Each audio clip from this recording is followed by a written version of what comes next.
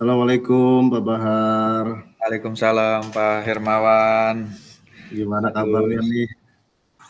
gimana nih kabarnya Pak Her?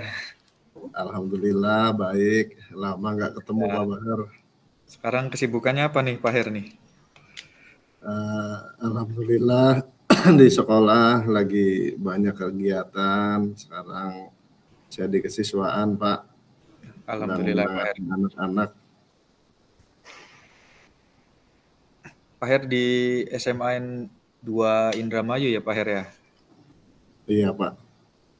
Oke, Pak Her saya sambil mencatat di hasil eh, diskusi atau perbincangan kita kali ini. Oh ya, eh, mungkin Pak Her ada yang ingin disampaikan dengan saya atau bagaimana? Jadi begini Pak, Ya saya Pak di Her. sekolah ini kan di kesiswaan. Di kesiswaan itu kan benar-benar sangat luar biasa dengan kegiatan anak-anak, Iya. apalagi kaitannya dengan menegakkan kedisiplinan gitu kan. Sementara saya sebagai guru PJOK biasanya spesialis untuk menangani anak laki-laki yang kaitannya dengan kenakalan-kenakalan di sekolah gitu Pak. Pak Her di guru olahraga ya Pak Her, PJOK ya. Betul Pak. Permasalahan apa saja Pak? Kalau biasanya di sana di SMAN 2 Indramayu itu Pak. Dari sekian banyak kenakalan-kenakalan anak-anak SMA, itu mulai dari siswa terlambat, kemudian ada juga dengan komunitas motor, kemudian Iya. yang paling susah dan luar biasa untuk ditertibkan itu kadang-kadang usia anak laki-laki SMA itu sudah banyak yang merokok Pak gitu kan. Di Sementara kita merokok tahu gitu Pak. sendiri di dunia pendidikan itu kan untuk anak SMA sangat tidak baik Iya. dilakukan merokok di sekolah gitu kan. Apalagi batasan usianya kan masih kurang dari 17 tahun. Mereka masih hidup bersama orang tua di rumahnya masing-masing, Pak. Iya, apalagi itu kan masih remaja Pak ya Pak Her ya. Artinya Betul, masih Pak. apa sebagai statusnya sebagai siswa gitu kan. Sebagai siswa, dan itu merupakan PR yang sangat luar biasa di kami untuk menangani permasalahan anak yang seperti itu. Pak Her di sana berapa tim Pak kesiswaan kalau boleh tahu? Kami bergerak pembina eskul itu sudah masuk ke dalam tim kesiswaan, Pak. Cuma dari sekian banyak guru kan tidak semuanya hadir pada jam yang sama. Iya betul. Kadang sebagian mengajar, sebagian yang menunggu giliran untuk mengajar. Gitu. Tetapi dalam pelaksanaan untuk kedisiplinan, pada akhirnya kami dengan berbagai kesibukan masing-masing berbagi waktu dan Iya. dijadwalkan gitu Pak Bahar. Ya, luar biasa itu Pak. Sekitar siswa di sana berapa? Sekitar jumlah siswa di sana berapa rombel Pak Her? Siswa semuanya ada 34 rombel, kurang lebih 1.200 Pak. 1.200. Iya, Oh iya, 1.200 anak. 1.200 dengan kesiswaan yang memang melibatkan pembina ekstrakurikuler juga ya Pak Her ya. Dan itu pun tidak pasti jumlahnya mungkin kalah banyak mungkin ya. Betul Pak. Kembali lagi kita ke yang tadi Pak Her bilang kasus kenakalan remaja itu, kalau boleh tahu kira-kira penyebabnya apa Pak? Dari sebagian yang saya komunikasikan dengan anak-anak memang latar belakang dari keluarga Pak. Latar belakang dari keluarga, kemudian dari budaya lingkungan tempat tinggal anak-anak juga mempengaruhi gitu kan. Saya khawatir kebiasaan buruk yang sebagian anak itu tertular pada anak-anak yang lain gitu Pak, ketika bergaul di lingkungan sekolah. Berarti kita nih tujuannya lebih fokus ke kenakalan remaja, lebih spesifiknya ke arah mana Pak? ke arah yang merokok itu, Pak. Merokok ya, bahaya merokok ya. Betul. Merokok, banyak anak-anak atau siswa di sana yang memang sudah kenal dengan merokok tersebut. Nah, di samping penyebab tadi yang sudah Pak Her bilang tadi, faktor keluarga atau faktor lingkungan, kira-kira ada lagi tidak Pak faktor penyebab lain gitu yang menyebabkan si anak itu melakukan hal tersebut gitu Pak? Dari pergaulan teman sebaya, Pak. Jadi anak usia SMA itu kan terkadang sudah mempunyai komunitas tersendiri. Jadi kadang-kadang ketika anak mereka yang salah bergaul akan menyebabkan pada lingkungan yang tidak baik, sehingga budaya itu akan terbawa ke lingkungan sekolah. Dengan komunitas, supaya anak-anak yang komunitas, sekarang banyak anak-anak membentuk komunitas-komunitas masing-masing gitu kan. Nah, langkah atau solusi apa yang sudah dilakukan dari tim kesiswaan atau Pak Hermawan sendiri gitu di sana? Kami sudah melakukan kerjasama dengan Dinas Kesehatan, Pak. Kaitannya dengan edukasi bahaya merokok sudah kami sampaikan kepada anak-anak melalui dengan apa istilahnya di dalam aula, kemudian ngobrol santai melalui Sosialisasi, sosialisasi gitu. Ya, sosialisasi. Itu sudah dilakukan dari kami, Pak. Nah, itu juga sudah bagus, Pak Her. Menurut Pak Her sendiri, ketika range penilaian nih 1 sampai 10 tingkat keberhasilan yang sudah Pak Her lakukan di angka keberapa, Pak Her? Di angka 8, Pak Bahar. Di angka 8, artinya itu kan sudah cukup iya. preventif ya Pak Her ya? Betul, Pak. Jadi yang saya lakukan selain edukasi, kemudian ada komunikasi dengan orang tua, dan yang paling penting adalah mempersempit ruang gerak, Pak. Jadi tempat-tempat yang sekiranya ada peluang untuk di situ, kami pasang CCTV, Pak. Ya, gitu. Jadi CCTV-nya tersembunyi sehingga anak-anak tidak mengetahui di situ ada CCTV gitu. Dan alhamdulillah itu sangat berhasil, luar biasa gitu kan. Oh, anak-anak sampai bingung kok Bapak Ibu tahu keberadaan mereka gitu. Iya. Nah, itu kan tadi kan range angka 8 itu sudah cukup baik ya Pak ya, sebetulnya sudah cukup baik.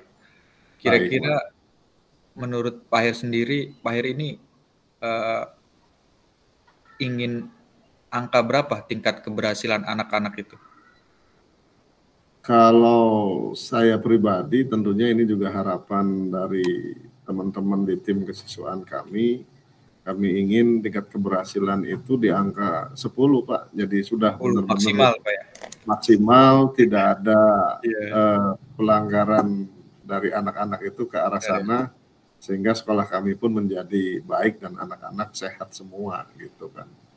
Nah, tadi itu kan Pak Her menyebutkan ketika Pak Her sudah melakukan dengan kolaborasi dinas terkait mengadakan sosialisasi dan lain sebagainya, terus Pak Her juga sekolah mengadakan CCTV, artinya tindakan preventif yang memang sudah mencapai angka 8 ya menurut tadi tim dan Pak Her juga gitu. Nah, selanjutnya kan Pak Her ingin mencapai angka 10 nih, angka maksimal, artinya angka yang lebih baik. Nah, solusi apa yang menurut Pak Her sendiri atau langkah yang bisa mencapai angka 10 tersebut? Jadi dalam perkembangan ketika kami sudah melakukan berbagai macam hal, yang paling penting kami lakukan itu adalah kesepakatan antara siswa, guru, dan orang tua, Pak. Jadi anak yang melakukan pelanggaran itu, Pak Bahar, kami lakukan dengan 3 hal.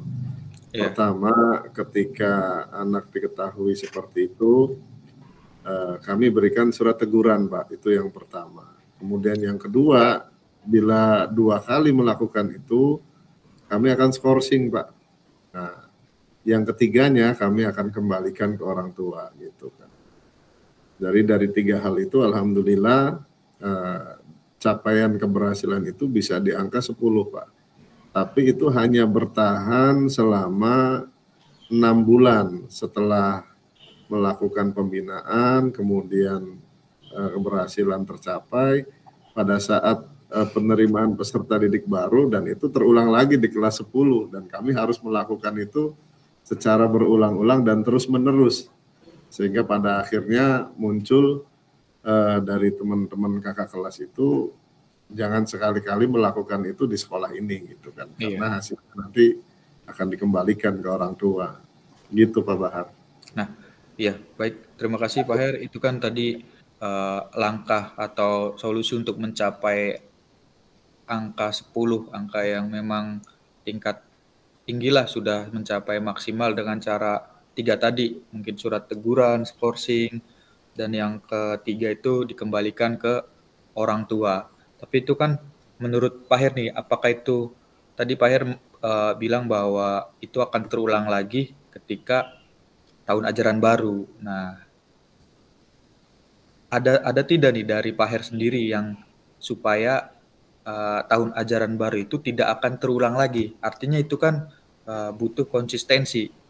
Betul, Pak. Ya, saya kan itu kan supaya tidak terulang kembali. Tadi dengan Pak Her menyebutkan bahwasanya ada teguran dari kakak kelas atau warning dari kakak kelas terkait tentang pelanggaran tersebut, dan diterapkannya 3 hal tersebut, itu mungkin akan memberi warning lah atau waspada untuk anak-anak tersebut. Nah, di sini terkait tentang solusi tadi, solusi sudah sangat baik dan memang saya rasa itu suatu hal yang bijak ketika sudah dilakukan langkah pertama mendatangkan dinas terkait dengan menyampaikan sosialisasi terkait tentang bahaya merokok, dampak merokok dan lain sebagainya. Terus juga tindakan lain yang melibatkan kolaborasi orang tua, guru, terus punishment-nya atau langkahnya juga memenuhi tiga tahapan gitu. Ada surat teguran, terus skorsing, dan dikembalikan ke orang tua. Nah, terkait solusi dan langkah tersebut, Pak Her, komitmen atau dukungan apa yang membantu Pak Hermawan dan tim itu bisa terlaksana? Artinya kita di sini bicara terkait tentang tanggung jawab kan. Komitmen dukungan apa yang harus diberikan dari misalkan ada dari sekolah atau dari kepala sekolah atau lain sebagainya? Dari kami tim kesiswaan, komitmen itu dilatar belakangi dengan rasa tanggung jawab kami sebagai seorang pendidik, di mana tugas kami di situ adalah mendidik anak-anak selama 3 tahun berada di sekolah. Jadi komitmen itu dibuat dengan bersama-sama, dan alhamdulillah dari pimpinan sangat mendukung sekali dengan program yang dijalankan oleh tim kesiswaan. Bahkan kami diberikan sarana berupa HT, Pak. Jadi handi talkie itu. Iya, betul. Jadi tim kesiswaan ketika bergerak itu kami sudah ada HT 10 dan masing-masing pegang untuk mengontrol dan melaporkan kondisi anak tersebut berada di mana gitu kan. Kemudian untuk menanggulangi siswa baru yang belum tahu apa-apa di sekolah kami lakukan pada saat PPDB, Pak. Jadi PPDB kami berikan di awal surat pernyataan bahwa bila mana anak melakukan tindakan seperti itu, konsekuensinya adalah seperti ini A, B, C, D, dan itu harus ditandatangani oleh orang tua dan bermaterai. Jadi artinya orang tua pun akan mengetahui apa yang dilakukan anaknya, dan bila mana anak tersebut melakukan tindakan itu, maka orang tua sudah menerima konsekuensinya dan akan dikembalikan ke orang tua. Seperti itu Pak Bahar. Oke, baik. Terima kasih Pak Her. Tadi keluh kesah Pak Her di sekolah, terus juga Pak Her juga sudah, menurut saya pribadi, Pak Her telah menentukan langkah dan solusi ke depan Pak Her akan seperti apa. Jadi dengan step by step melakukan pencegahan di awal dan mengundang dinas terkait itu sudah sangat bagus. Semoga Pak Her konsisten dan Pak Her dan tim di sana tanggung jawab melaksanakan tugas tersebut. Demi tujuan kita kan tetap satu Pak ya, mendidik putra-putri terbaik bangsa ini gitu. Mungkin Betul, Pak Her ada lagi yang ingin disampaikan? Terima kasih Pak Bahar sudah mendengarkan keluh kesah saya selama di tim kesiswaan. Karena Pak Bahar kan sebagai guru bimbingan konseling tentunya bisa menerima dan mendengarkan apa permasalahan saya dengan baik. Dan setelah saya